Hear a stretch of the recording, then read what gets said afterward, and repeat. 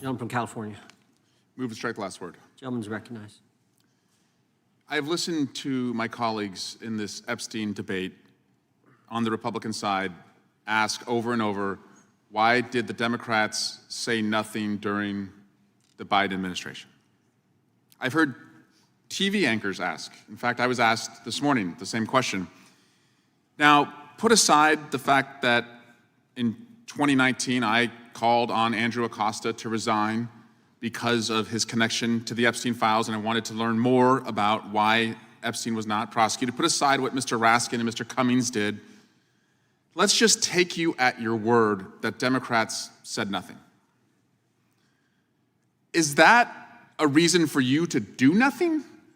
I don't understand the logic here that because you think the Democrats did nothing on the Epstein Files in the Biden administration, that to own the libs, you now have license to leave sexual assault victims unprotected. It's just crazy that you hate the Democrats so much that you would let the most notorious child sex trafficker and the people connected to him not be held accountable because you want to own the libs. Let's just take you at your word. Okay, the Democrats did nothing. So you're going to do nothing is what you are telling me. The Democrats, of course, did not do nothing.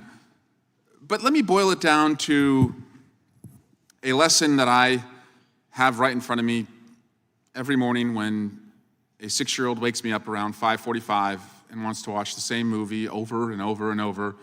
That's Frozen.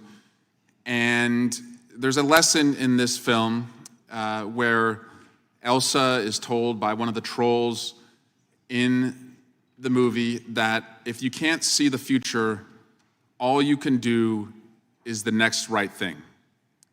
And having seen this, again, 100 times in the last couple years, my takeaway is if you don't know what's going to happen next and you can't change the past, all you can do is the next right thing. So even if you are right that the Democrats did nothing in the past, wouldn't the next right thing be to sign the discharge petition? Or are you so obsessed with just scoring political points that you would punish sexual assault victims? Is that who you are? I don't think that's who you are. When I listen to some of the legislation you propose on your side, I do believe sincerely you care about victims. And if that's who you are and you care about victims, sign the damn discharge petition. Okay, you can own us. I don't care. You can own us 1,000 times. If it gets us to 218 signatures, I will let you have whatever victory you think you're accomplishing. But it seems to me that you're more interested in telling me not to believe my own eyes, which is what the president is doing. The president is telling us not to believe our own eyes. And it's not just on the Epstein Files and the birthday card. And by the way, guys, we can bring in a handwriting expert, but I have 2 eyes. And I know what that man's obnoxious signature looks like. And so do you. But Donald Trump has told us that he would end all wars on day one, that prices would plummet and jobs would soar. And where are we? Ukraine has never been weaker. We've never seen more jobs lost in America since Donald Trump was last president. Even conservatives are complaining about how expensive grocery prices are.